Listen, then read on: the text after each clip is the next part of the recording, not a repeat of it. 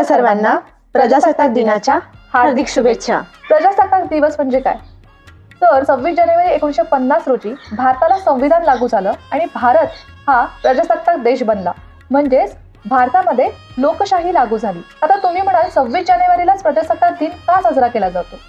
तर 26 जानेवारी 1930 रोजी भारतीय राष्ट्रीय काँग्रेसने ब्रिटिश साम्राज्यापासून पूर्ण स्वातंत्र्याची मागणी केली होती. म्हणून या दिवसाची आठवण म्हणून आपण 26 जानेवारी 1950 ला संविधान लागू केलं आणि त्यामुळेच आपण 26 जानेवारीला प्रजासत्ताक दिवस साजरा करतो.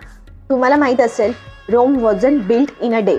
म्हणजेच महान आणि महत्त्वाच्या कामासाठी वेळ हा लागतोच. तसंच भारताला प्रजासत्ताक राष्ट्र बनण्यासाठी अनेक संघर्ष आणि परिश्रम करावे लागले, तसेच अनेक बलिदान द्यावे लागले.